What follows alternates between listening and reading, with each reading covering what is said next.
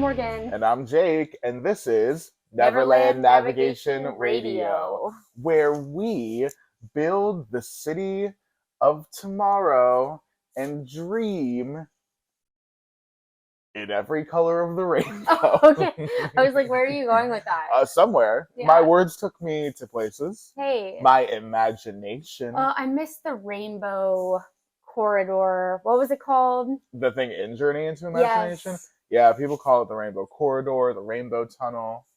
You just brought back that memory with your... Have you ever seen the pictures of like naughty people who snuck their phone kind of in between the cracks when that was a DVC lounge? Yes. And they took pictures of the Rainbow Tunnel still there, abandoned and unilluminated. Yeah.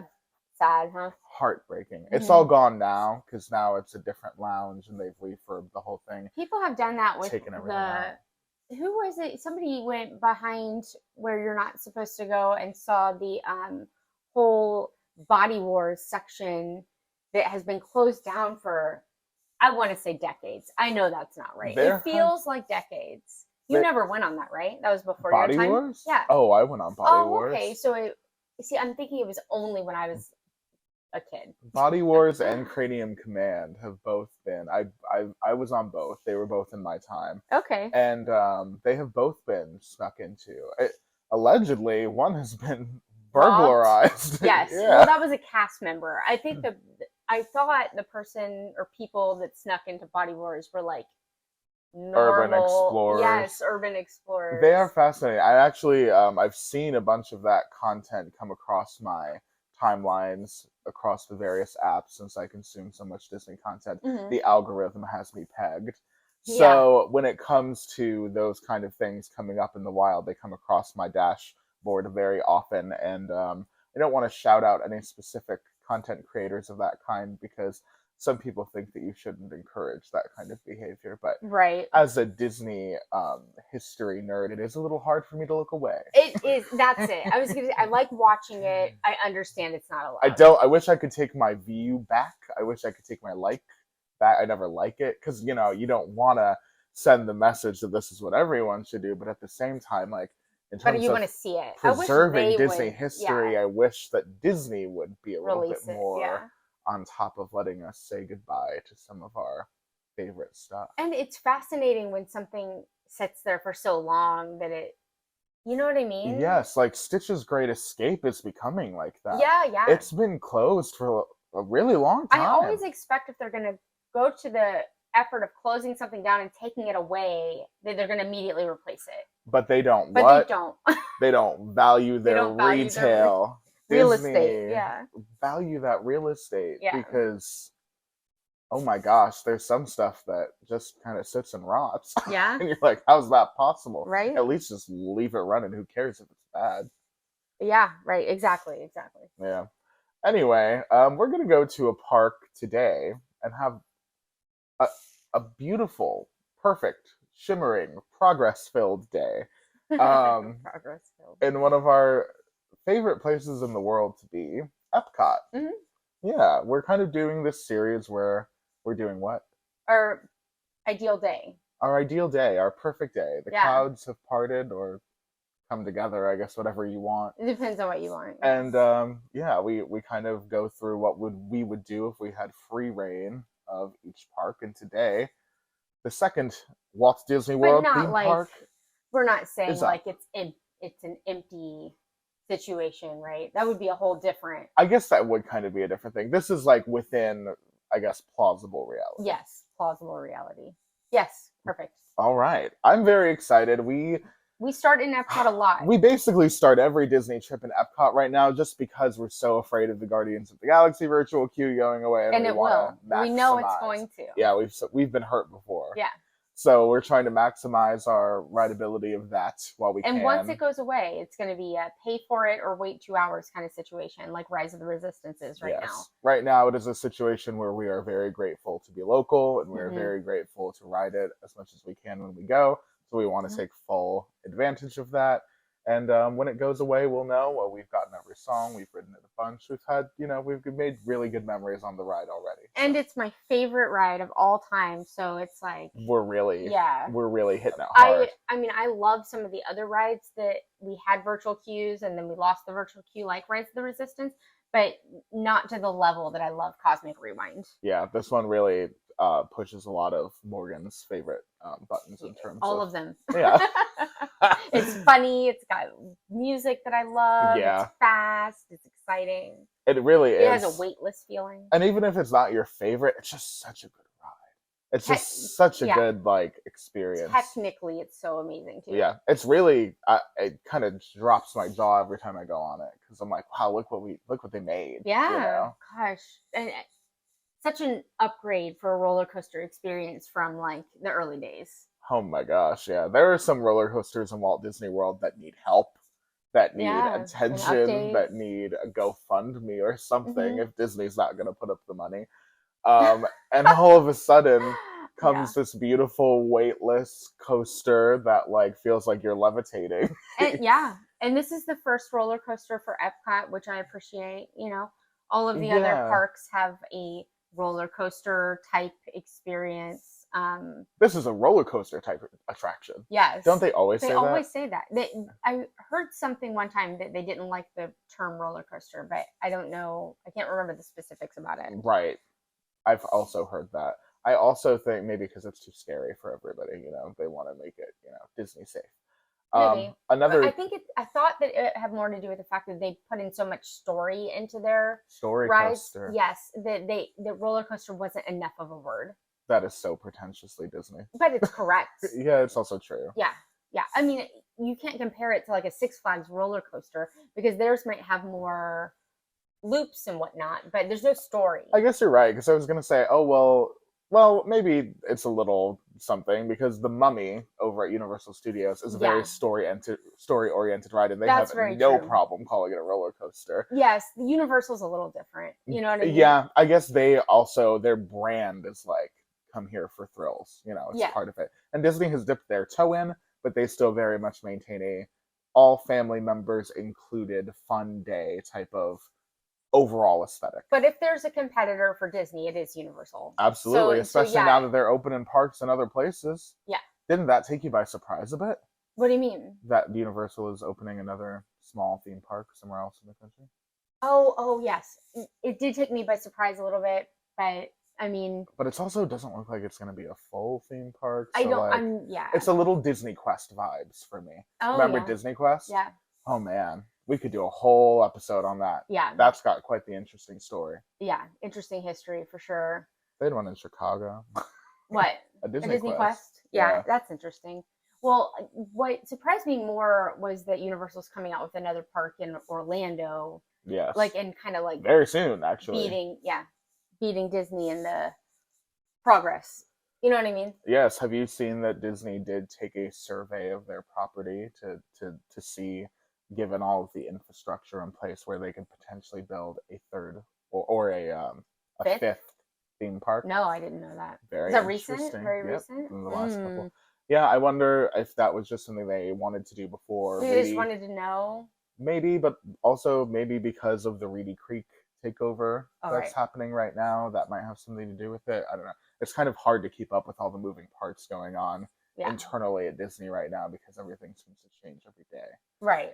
I certainly wouldn't get my hopes up for a fifth park at this point. No, instead, let's go back to the second. Yeah, let's go back to the second. All right, we're, I don't know, fresh off the monorail or something. Maybe we parked in a maze. Skyliner. Oh, maybe? Not a maze anymore. No. Now it's Wally. Eve. Yeah, it's a different cast now. They always change. This is the first time they've changed the parking lots in my life. So That can't be true. Oh, you know what? It's not. Yeah. Because Hollywood Studios changed. What about Magic Kingdom? When did they change to villains and heroes? Oh, you're right. That wasn't a thing when I was... You know what?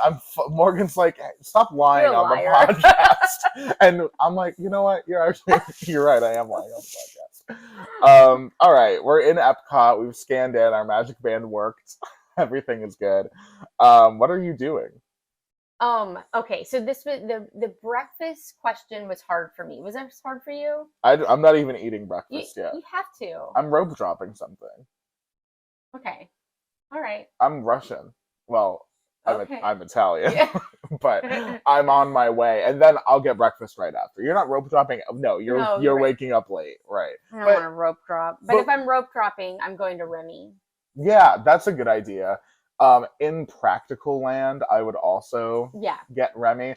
For the purposes of this, We're gonna tell you what you should do if you're rope dropping. I've got a shocking one for you.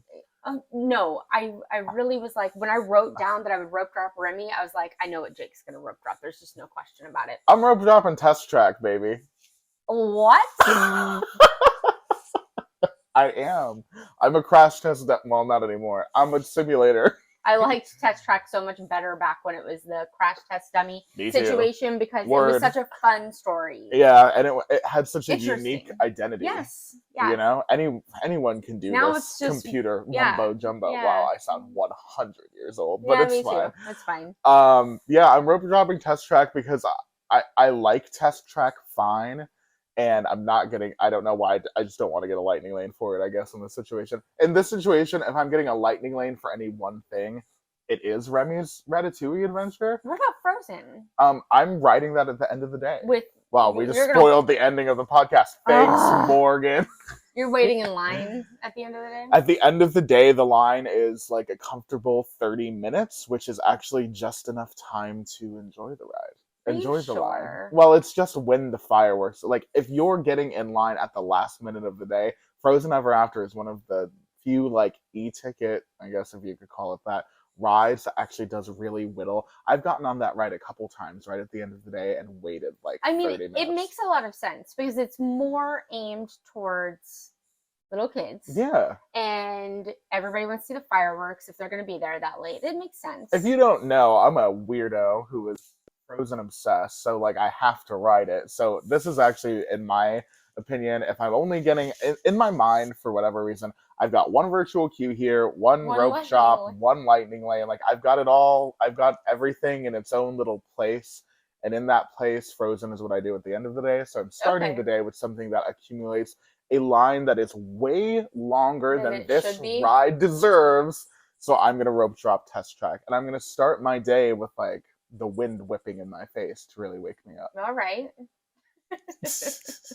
Okay, I would be going to Remy's Ratatouille Adventure. A smarter thing to do. In France. And if you're coming in the front, that is quite the little jog back there. For real. If you can come in the back entrance where the Skyliner drops you off, that would be better. Yeah. I mean, honestly, I didn't even think about this, but how nice would it be to start your day with a trip to that? They've got that new coffee shop at the boardwalk that we haven't been to yet, but I'd like to try it. But how nice would it be to start your day with like coffee on the boardwalk, like in the morning? That sounds nice. Walking to the back entrance of EPCOT. For sure. That sounds great. Yeah. But so Remy's Ratatouille Adventure always has a really long line. I think it's a really good ride. It is a dark ride. Ride. Did they change the name when it became trackless? They just call them trackless dark rides. Trackless dark ride it is then, which is part screens, part physical stuff, and I love it. Yeah. But I love the movie Ratatouille. I love it. I do too. I think Remy's Ratatouille Adventure is a pretty good ride, and I think it fits World Showcase nicely. Perfectly. And then after I got off of Remy's Ratatouille Adventure, I would be stopping by France to get a French coffee, a pastry. That line can get pretty long too, but are you going to the? It goes pretty fast. What is that called? You want me to name the bakery? Is it the patisserie? It's okay. It starts with an H. It's La Halles, I think. Oh, okay. And yes, it's a patisserie. With all the cases in the counter, right? The big wraparound counter. Yes. In the back of the store. Okay. Yeah. Cool. Yeah, have you not been there? Oh, I've been. I like it. I'm a fan. First, that is one of my favorite. You like a light breakfast if you're eating breakfast, so it's perfect. I don't normally eat breakfast, but on a all-day Disney day, you probably want to, and this is perfect for me. Yes, and this is one of my go-tos if I need a snack in World Showcase, especially like a morning, kind of before lunch snack, if you're doing that, I just love going back there and getting, a dessert little is great. cookies, little, Yeah. little dessert. As a matter of fact, Sandwiches are good I too, would though. say if you did are they? I haven't had a sandwich there, but I believe Pretty you. good, yeah. If you do a quick serve somewhere that doesn't have amazing dessert, you might want to come here for dessert. Yeah. For like a quick serve dessert. Although Norway is a good option too. And the caramel, don't know how to say that word either, but the one in Germany. You're spoiled for choice in World Showcase, not just with desserts, but with basically any kind of food you can imagine. Yes, but really especially desserts, I would say. I agree. Because I think that some of the quick serve options in Epcot World Showcase leave a little bit to be desired. Like, let's be specific, the China one is just fine. But I most honestly, of them are just fine. Yes, I was going to say this might be a little controversial, but I think the Japan one is just fine. I would agree. I think the Japan sit-down restaurants are really good. Or I'm sorry, I think the hibachi restaurant in Japan is really good. Oh, who are you dissing? The other one. What? Oh, Tokyo Dining? Yeah. Yes. I think so. I've never been. Is it not good? I just wasn't blown away for the cost that we spent on it, the time that I went. Now, that was one time, and it was a few years ago. And I just thought, this was too expensive for what it was. Yeah. You know what I mean? Hey, when you get heartbreak in the wallet like that, it makes it hard to want to go back. I always think about it. When we had to go back to the Crystal Palace to review it, it was like dragging Morgan in with her fingernails in the concrete. She's blown money there a couple times on meals. I'm like, I cannot keep giving them my money. I can't. It's like a scammer. Yeah. It's like a predatory lender. Yes. But yeah, so I always, in my head, I've been budgeting for a family for a long time. Yeah. There have been times where we were very paycheck to paycheck, and I always am thinking about the cost I spent at the end of the meal and going, was this worth it? Did the value meet up? And for me, the hibachi does, although it's pretty expensive, I'll be honest. For a splashy kind of. But hibachi's always expensive, and this is not twice the amount that you would spend on your local hibachi, which is surprising, to be honest. But anyway, they could probably get away with it. Oh, they could. Don't listen to this, Disney. Yeah. Don't you take not 1 inch more advantage of me. I know. Oh my God. But yeah, a lot of the quick serves are, I would say, okay. But the desserts, the quick serve desserts, kind of mind blowing. Yeah, a lot of good choices. I've got a dessert with one of my meals later on that I'm excited. Oh, nice! I can't wait to hear that. Yeah. After I've rope dropped, it's Les Hall's Boulangerie. Boulangerie is the word I was looking for. I am probably mispronouncing that like a lot. Everyone knows what you're talking about. Yes. In France, at the back of the French gift shop, there is a patisserie where you can get little snacks, and they're delicious. And this word, there's a bakery, I believe, in New York with this word. It must mean something that, anyway. I'm sure it does. Yeah. While Morgan learns French, I am going to be having breakfast at Connections because I want a waffle. And they have a fantastic Liege waffle over at the Connections Eatery that I would love to start my day with. Not only that, it is attached to a Starbucks. And as someone who, tries to get some bang for my buck, I do like Starbucks rewards. So I enjoy getting free coffee. So especially this time of year. This time of year is my favorite Starbucks drink. Oh, what is it? The pistachio one. Oh my gosh, I didn't know about Underdog. That. I tried it. It's pretty good. Yeah. They got it at Disney. Try it. It's nice. Anyway, it's really convenient that the Starbucks is attached to Connections. Connections has some decent lunch options, but in my opinion, the absolute best thing on the menu is the Liege waffle. I agree. So that is what I'm choosing to start my day with dessert-wise. I also love that it's served with fresh strawberries. That's really nice. Yes, it's very fresh. Yes. Right. And if you don't get that for breakfast, you could certainly get it for dessert or a snack later on because it's oddly served all day. We basically get one every time we go. Yeah. Because it's that good. It's really worth it. All right, now that we've got breakfast in our system, what are you up to? Are you hopping on a ride? Are you going shopping? What's next for Morgan? I would be hopping on a ride. Nice.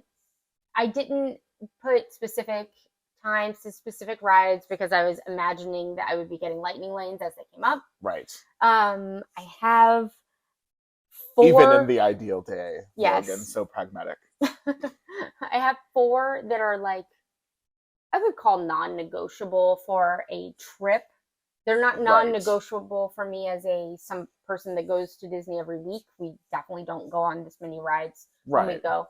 But if you're making sure you're having the perfect day, yes, then I would be going on all of the rides. Yeah, so I've got 4 other than my rope drop ride, which was Remy, and then my individual lightning lane, which is Guardians, which I'm definitely paying for. And you're not, or I'm getting a virtual queue for. Right. Depending. Sure, absolutely. So, would you like to go through these attractions? Do you want me to? Of course. Let's okay. All right, so I've got Soarin' on my list. Oh. Soarin's nostalgic for me. I also just think it's a great ride. It is. It's especially good if you've got the front of the middle section. What is it, B1 or something? Yeah, I think so. But honestly, anywhere in B is good because B is the middle. Right. So the screen, for those of you who don't know, can you describe like what it's like? Yeah, it's distorted, and not it's in messed up. Yeah, and not in every single scene, but especially the Eiffel Tower. That's the like joke. That's the meme. That's the T-shirt. It's a noodle. It's a wobbly Eiffel Tower. The Eiffel Tower is like wildly bent to the side if you're on if you're in either section A or section C. Right. You can ask for section B and you'll have to wait for it. And you have to be not just because you're asking for something, but all the time, very polite to the cast member you are interacting with. Do you hear me?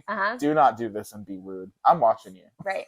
Or go on one of the sides and laugh at the noodle Eiffel Tower. Honestly, it's like one of those toys that like when you press on the bottom, it bends over. That's what it's like. Yeah, it is kind of like it's really, I think the distortion is only bad during that scene, don't you think? It's so, yes. And it's also, I mean, you can if you're looking for it, you'll see it. But you know what I mean? You only really notice it in that scene.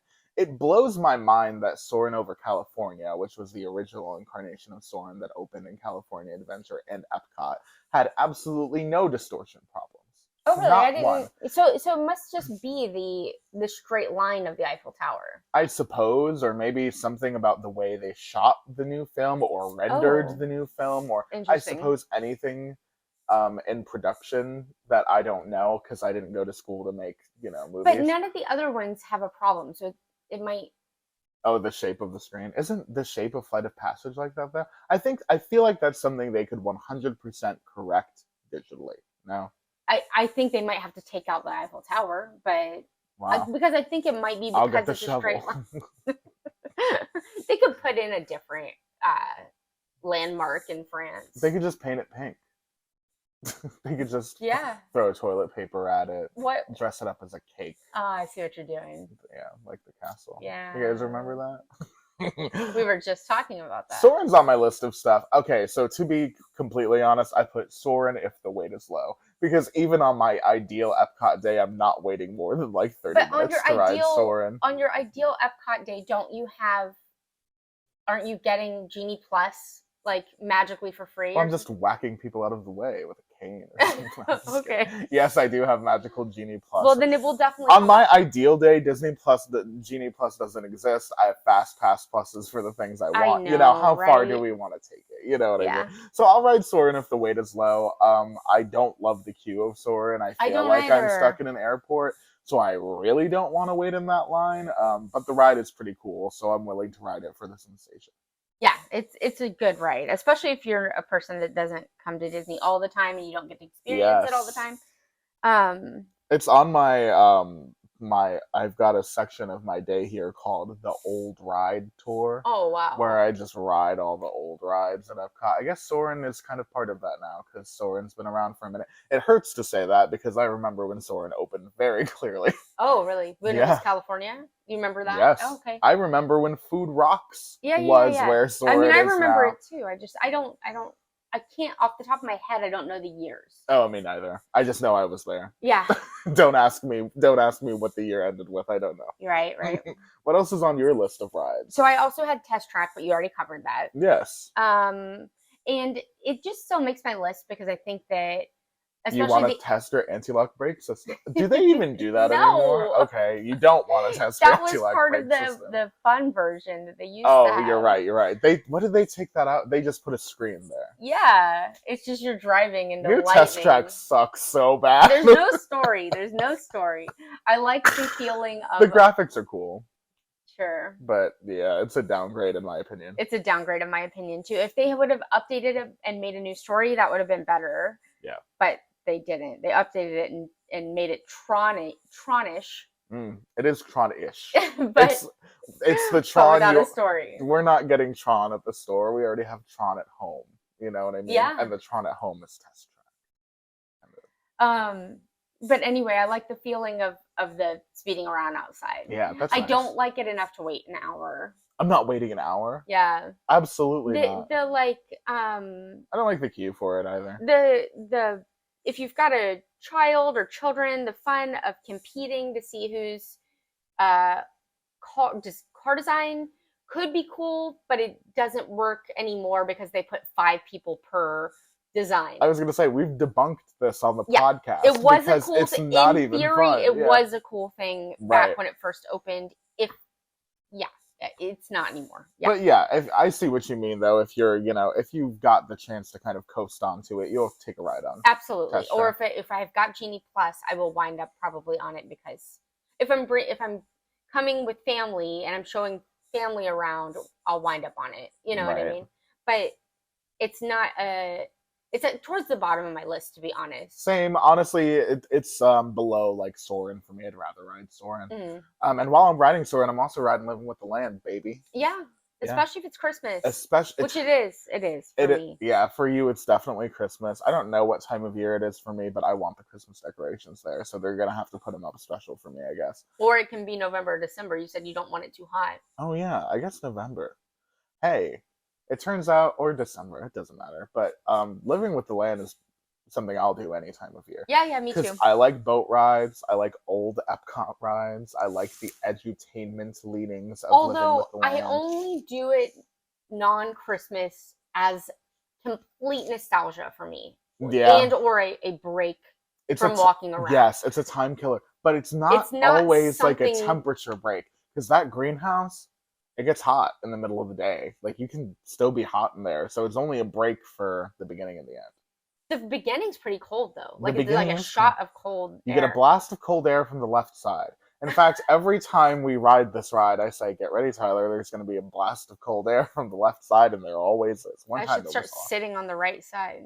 Oh, you don't want... Oh, that's right. You hate the cold. It's too much for me. The cold bothered you anyway. It does. It bothers me a lot.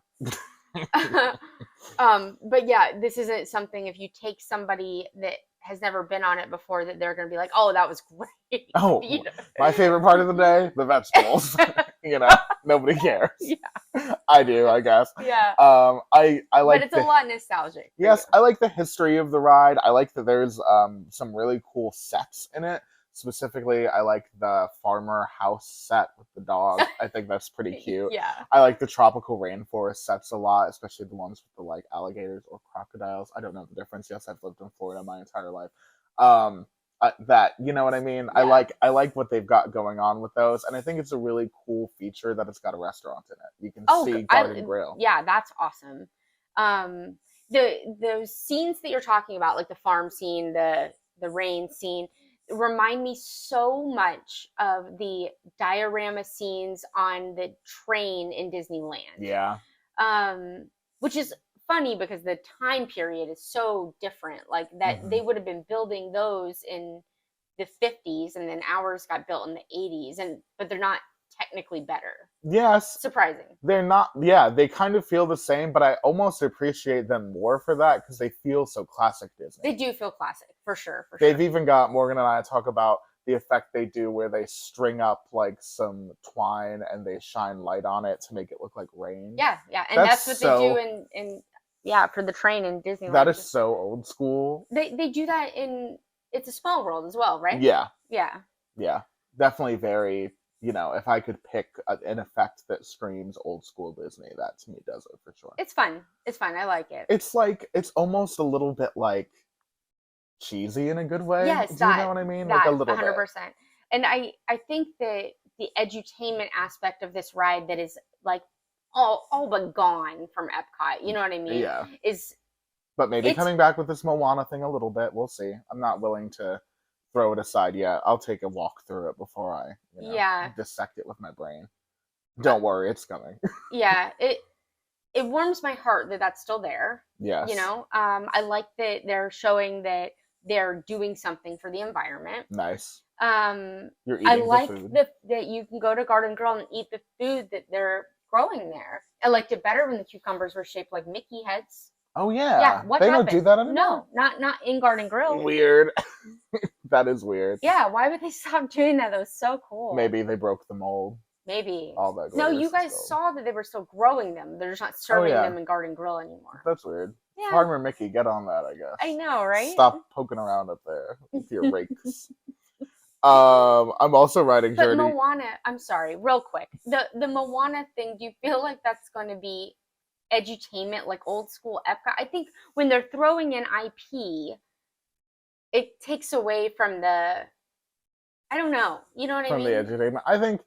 I think a lot of people kind of look at World Showcase specifically that way.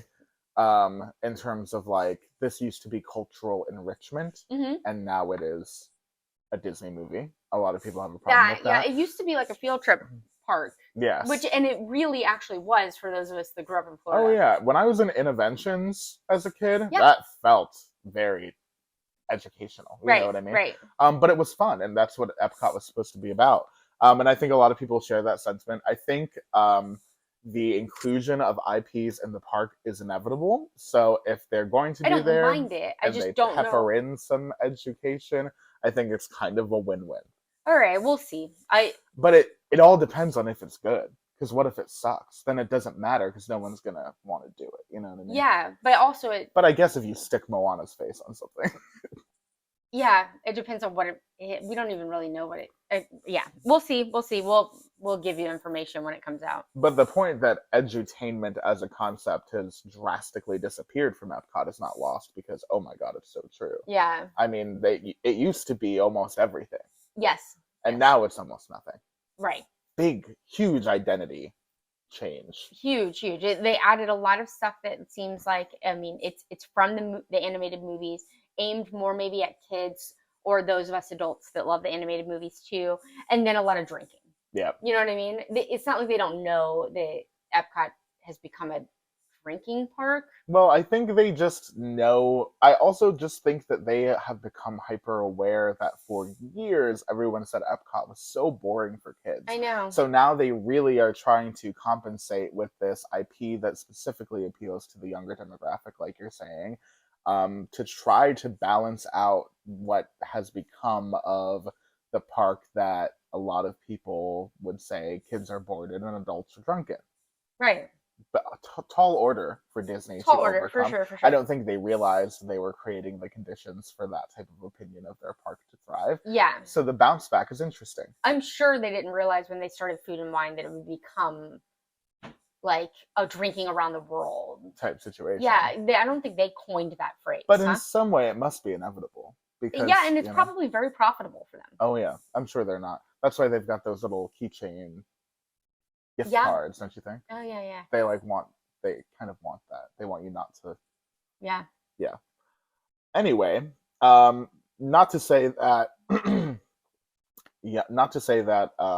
I'm not excited for this Moana thing, but I would like to see some more meaningful edutainments come back to Epcot in whatever capacity. If they can blend it in some amazing way, I will be super thrilled. I did in the preview. They showed a piece of signage or something months and months ago, and I thought to myself, God, that feels so classic Epcot. So that gave me a little bit of hope. I'm trying not to get too excited because you know what happens. Yes, I do know what happens, and in my head, this is just a splash pad. So yeah, that's probably the appropriate expectation, right? Yeah. Yeah.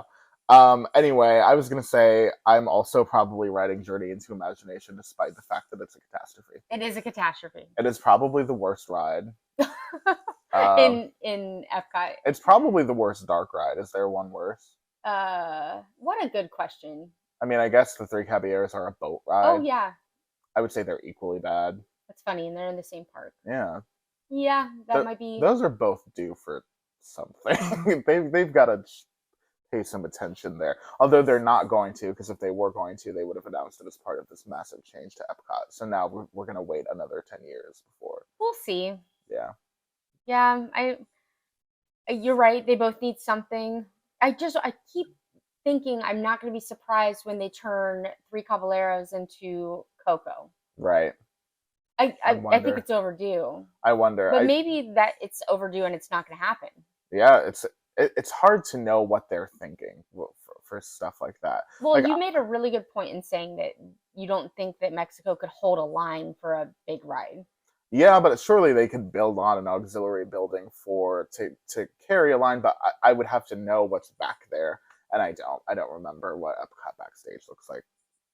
So it could be anything. But as far as Journey into Imagination goes, it just hurts a little extra because this is one of the like Epcot signature attractions that people really gravitated towards, have really fun memories And of. everybody still loves Figment. And everybody still loves Figment, but everyone getting off that ride wonders, this is the ride that Figment is from? What the heck is going on here? Yeah.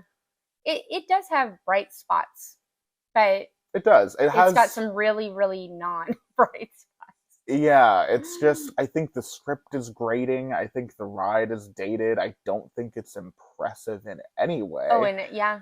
So those are things that unfortunately I want out of my Disney attraction. So I think it's time to do something. But just for nostalgia, for the fact that I really enjoy Figment, for when they put the holiday sweater on him. And they're making a Figment movie, so maybe that will get an upgrade. There's a whole new D23 Expo coming. Oh, right. Yeah, who knows what's going to happen. I mean, this, with a new film on the horizon, with a new film on the horizon, it seems like anything is possible. I was almost certain we were going to get a Dwayne the animatronic Rock Johnson in the Jungle Cruise, but that didn't happen. So who knows? You know? Yeah. Yep. Are you glad that didn't happen? I guess. Okay. I don't care. You know, sure. If they wanted to replace Trader Sam with Dwayne the Rock Johnson, it wouldn't ruin my day. Okay. All right. I guess just because I wasn't, I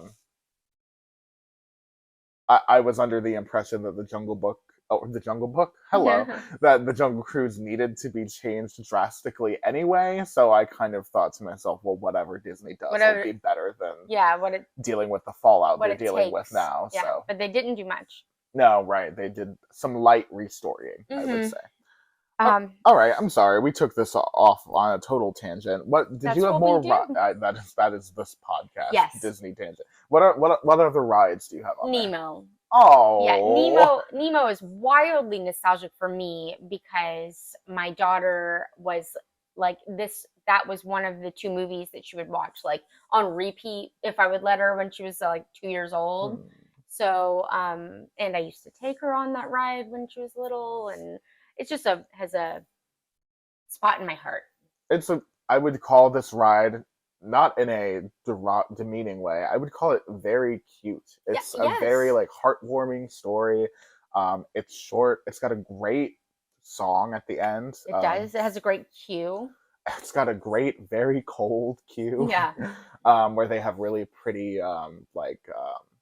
water effects on the roof. Yeah, a lot going on. The queue has a story in that you're going underwater. You start off above water and then you.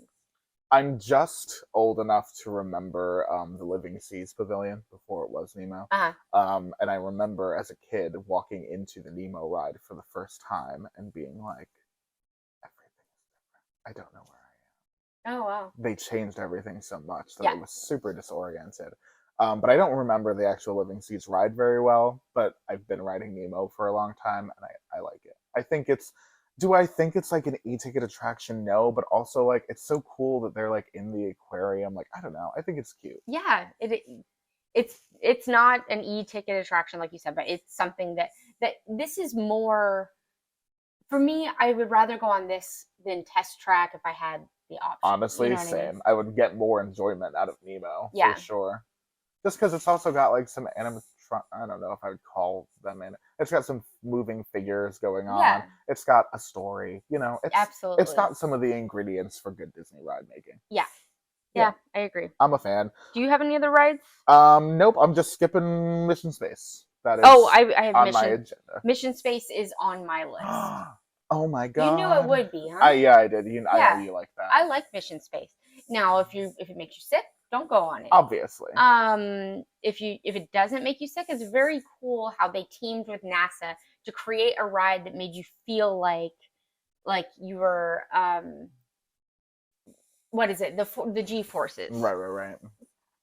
Yeah, it kind of is. I think it's kind of it almost reminds me of Disney partnering with Industrial Light and Magic and George Lucas to create Star Tours. Like they were using kind of new crossover technology to make it happen. I think the story of Mission Space is not entirely different from that. Right. In their collaboration with NASA. Yeah. Yeah. And if you can handle the spinning, it's a really amazing feeling. The G forces that you feel. I used to call it like my facial because the gravity, you know what I mean? Yeah, so the like force pulls you back. Yeah, you can feel the tension. Yeah. That's funny. I appreciate two references to Horizons, which is the predecessor of this. There are actually more small ones scattered throughout the ride, but the two that stand out the most are the Horizons logo and the gravity wheel in the queue. On the right side, there's this big moving wheel with the Horizons logo right in the center. Also in the gift shop at the desk where the cash register is, the Horizons logo is in the placard.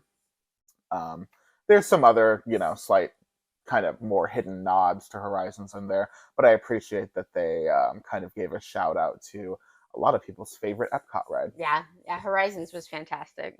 It's got a lot of love out there on the internet still. I'm part of like a Horizons Facebook group. Yeah. And it just blows my mind to see people who worked on the ride, people who rode the ride a million times, all interacting and talking about something that brought them so close together. Horizons has a really cool history as well. So I appreciate that an element of it lives on through, Mission Space. It's also where I'm going to lunch. So it's nice. It's great that you put this here because I'm walking right next to it to go into Space 220. Awesome. I like Space 220. I think that they have some great lounge. Now that I've been and eaten there twice, once on the lounge side, and we've also ate once on the restaurant side. So we've done both. We've got some good experience. I know what to order, so I know I'm going to have a good meal. Yes. You know what I mean? And the experience is amazing. Yes. If you've never been, this is somewhere you should go. Absolutely. The best thing that we always get is the cauliflower buffalo. Yeah. And I know that sounds whatever because a bunch of restaurants do stuff like that, but there's just a quality to these that is like unmatched. Right. The flavor is so good. The consistency is correct. Yes. And if you eat on the restaurant side and you do like dinner or whatever, and you're looking at that price tag before you go in there, it's a hefty price tag, but the experience that you get, like there's a whole process where you go up an elevator into space. Right. It looks like you're eating in space. You have to really take that into consideration. It is one of those, some cynical might say gimmick type restaurants, but it is a fully themed immersive dining experience. So you have to take that into account when you're looking at the price tag because that's part of what Disney is offering you here. Yeah. It's part of the deal. I wouldn't call it gimmick, but yeah, I get it. Yeah, I think it's a little bit more well thought out than a gimmick because I think the quality is kind of there to back it up for the most part. Some of the things that we've ordered have been a little hit or miss depending on, what it is. But if you've got the scoop, if you've watched our reviews, if you know what's up, then you can find some good gems here that I would say would make it my choice for immersive dining in Epcot. Absolutely, yeah. That's my lunchtime. All right. My lunch is at Via Napoli. I love that giant pizza. Yeah, you're going to eat all that at lunch? Dang. Well, I'm going to split it with some people. And walk it off at the World Showcase? Yeah. There you go. Yeah, Via Napoli is just a beautiful restaurant. That pizza is really amazing. And if you're splitting it, then it becomes a kind of an affordable. Turns out you're saving. They're Yeah. putting money back in your pocket. No, I'm just kidding. People talk a lot about how expensive Via Napoli is, and it can be if you're doing it in a certain way. But if you are splitting that giant pizza But with now, a couple other people, then it's not. now that we've done it, I'm just like, what are y'all eating a whole pizza each? There, Why is it so I expensive think for if y'all? you do a individual pizza and then start adding toppings, that's where you get the price, the crazy price. Okay, so don't do that. you did it to yourself. Yeah, yeah, you saw the menu. So this is a good tip for people dining there, is that this is really, really good quality pizza. All of the toppings are also really good quality, but you might not need to rely on them as much because the quality of the crust, of the cheese, of the sauce are so high that if you load it up with a ton of toppings, it almost like detracts a little bit from your experience, you know? They use the same water pH level as they do in Italy. It's like crazy thoughtful. They've got these gorgeous sculpted ovens in there that, like, I don't know, I guess must be the perfect ovens for cooking pizza, because you get that leopard type of vibe on the leopard spot vibe on the crust. Do you know what I mean? Yes, when it's just a little bit leopard. And I don't like crust that's like charred by. When we went, it wasn't overly charred. I have heard that can happen, but I'm sure you can tell them not to. I've been there twice, and neither time was it overly charred. So I don't know if that, when I've seen people talking about that, it was just a fluke. Yeah, worth a shot. I mean, you would be, in our experience, you would be surprised at how far being polite goes with your server. Right. You know, so yeah, they'll do a lot for you if you are a decent person. Yeah. And as far as Via Napoli goes, it's where I'm eating for dinner. Okay. So I'm glad that you brought it up, because I just think the Italy Pavilion itself is kind of tucked back in a nice way from the World Showcase. And we've talked about this for the restaurants in Italy before. But I just think it really takes you out of the theme park in a really nice way. It's cool. It's off to the side. It is so decorated floor to ceiling. The windows don't look out into the park necessarily, which a lot of people are looking for, and I absolutely appreciate. But there's also something to the idea of being totally transported somewhere else. And I think Via Napoli accomplishes that not only with decor and atmosphere, but also with the preparation and quality of the ingredients. I agree. It does all the things. Yeah. How can you hate it? Is anyone walking out of that restaurant thinking, gosh, that sucked? I can't even imagine I can't either. Yeah, so good. And who doesn't like pizza? Right? You know what I mean? This is and that's not all they have. You had a really great different dish there, I dream about that tortellini. That was so good. I would eat it every day. It's so heavy. I split it with my fiance, and I still was like, oh my god, I can't eat this and like a little slice of pizza. I can't do it. So we took a bunch of pizza home, but oh my gosh, that restaurant is so delicious. So good.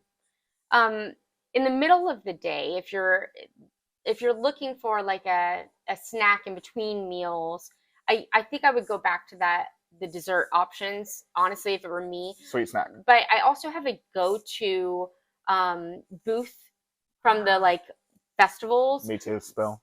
My go-to that's really never let me down is Mexico. You know, Mexico's not bad. Yeah. I've gotten a really good, they did like a fajita bowl type thing. I don't remember if it was last year or the year before. Man, yeah, that was pretty good. What's the dish that stands out that works for you there? They have, most of the time they've got chilaquiles, which a lot of times in Mexican cuisine that can be a breakfast dish, but in this case it's not. It's kind of like a Mexican lasagna with chicken and tortilla chips, but then you add salsa and cheese and bake it, and then the tortilla chips kind of turn into a layer, and then they top it with sour cream. I'll take one. And I liked it so much that I learned to make it. That sounds They used to sell the EPCOT Food and Wine Cookbook. I'm sure they still do. I bought one like years ago, and yeah, when it was still in the wonders of life. Yeah. Yeah. Now they just kind of do it wherever. Right. Yeah, that's a really good one. My standout, and I don't know what it was about this. We literally went back and got it again. It was so good. Is the bao bun in China. Oh, okay. At Food and Wine. There's something about it. It is very seasoned meat inside. and it's got a very heavy flavor of like cumin, and it's seasoned so like densely, but it is so delicious. The feel of it is so Yeah. wonderful. The light bread. The kinda- light Yeah. puff that you eat, and it's also like it retains its own steam, so Mm. it's always very hot. Oh, nice. Which is like a benefit, because sometimes at the festivals the food tends to cool off really quickly, because odds are they're making a bunch at a time and it's sitting under a bit of a heat lamp for a second Right. before somebody hands it to you. And then you've got to walk to try to find somewhere to Right. eat it. Because these retain their own heat internally, because the bow is sealed, it is always the temperature it is designed to be eaten at. Nice, nice. Wonderful. So I've got one more evening ride or afternoon ride. I think we probably have the same one. Oh, really? Yeah. No. Yeah. Do you think? Yeah. Well, Spaceship Earth? yes. Yeah! I was like, well, not Frozen, because you said you would do that. That's my closer. Spaceship Earth is a ride that I would advise not doing when you first get there. I would say rookie move. Because when you first, in the morning, the line is way longer. An hour. Yeah. Sometimes. But I'm like, why? In the afternoon, evening, 5 minutes. Walk on. Yeah, you should be walking on this ride. This is truly one that blows my mind, because it's like, of course they never learn, because it's most of their first time. Right. You know what I mean? And it's the first thing you see. So you think, oh, I'm going to go to this ride. So I shouldn't be surprised. However, I do feel like I should stand out in front of Spaceship Earth with a sign on that says, back later. Come back at 3 p.m. Yeah. And you won't wait 15 minutes for this thing.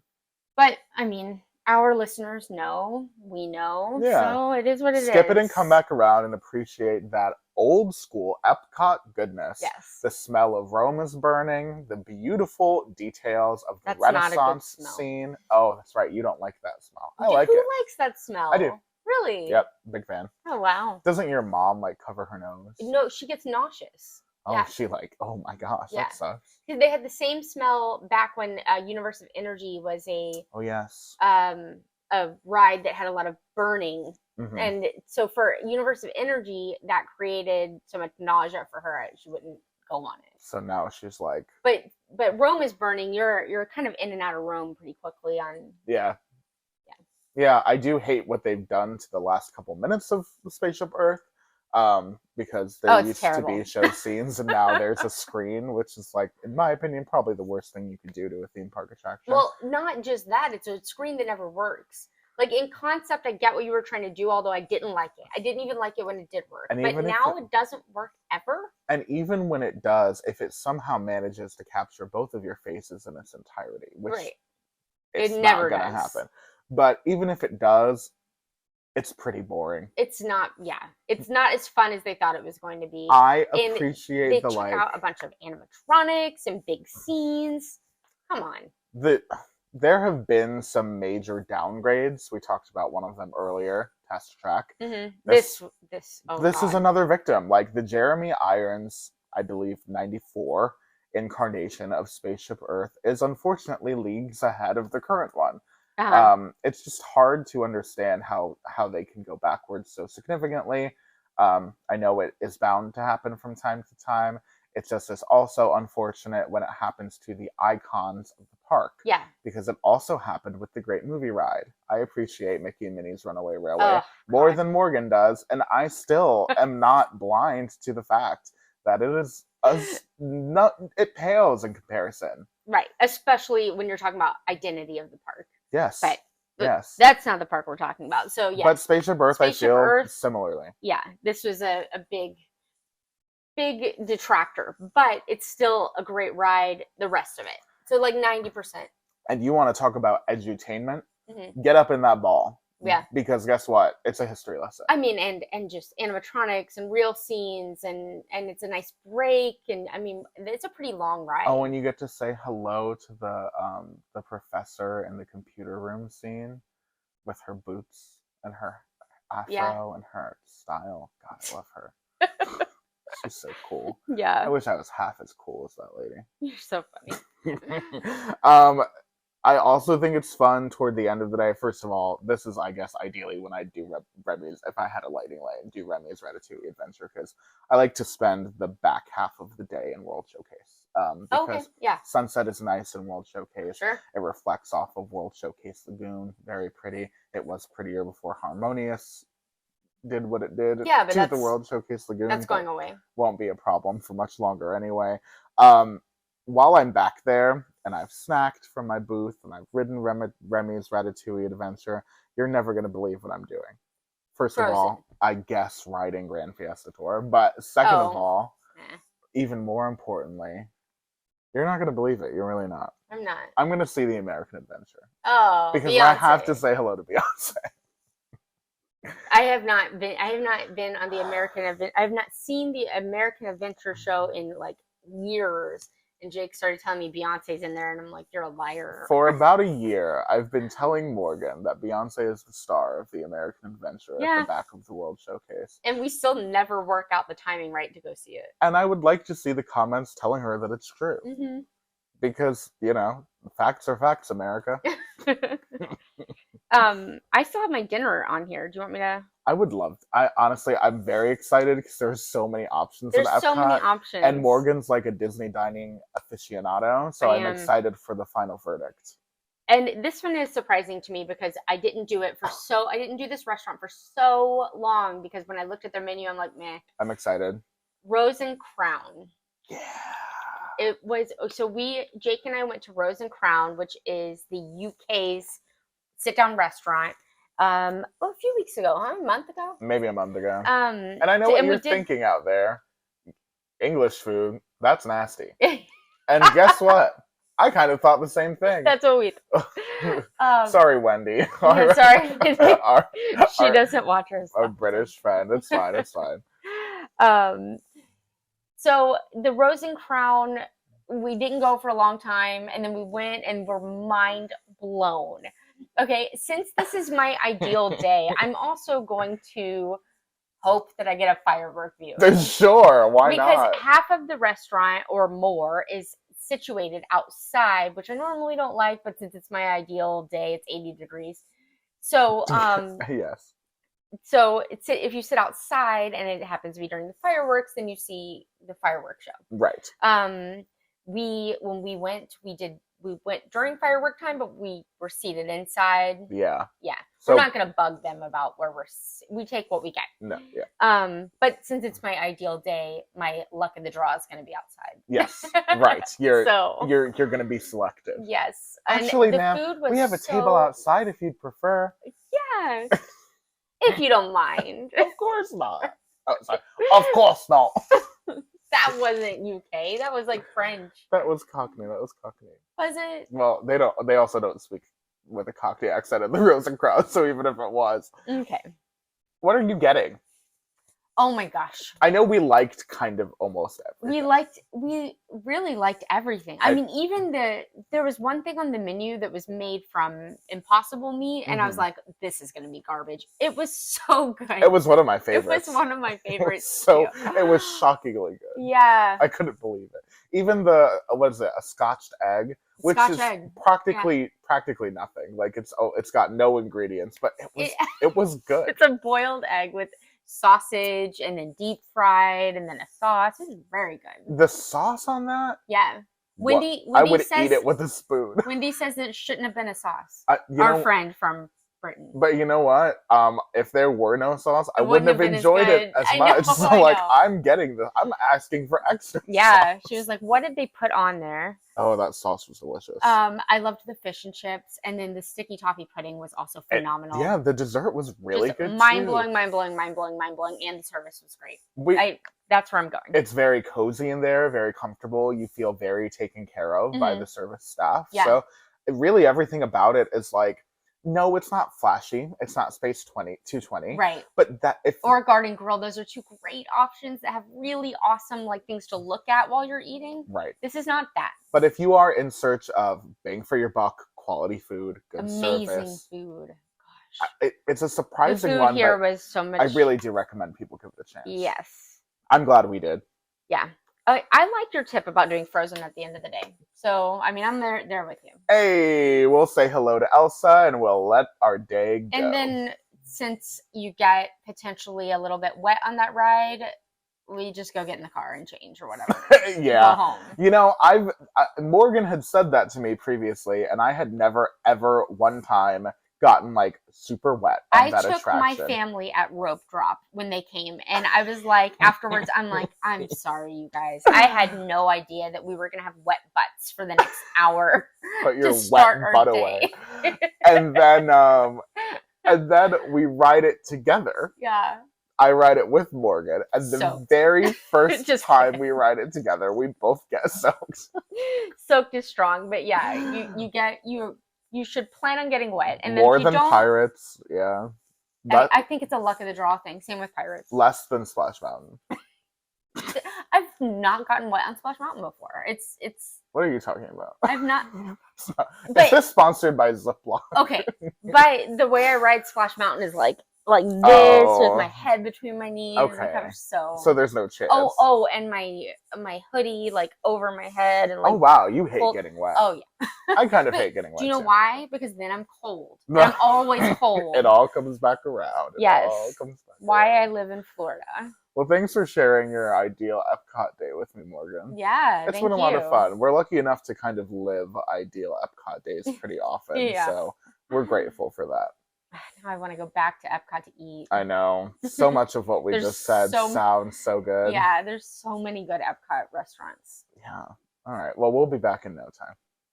In the meantime, thank you guys so much for watching. If you've enjoyed this podcast, we'd really appreciate it if you subscribed and left us a 5-star review telling us everything great about everything we've ever done.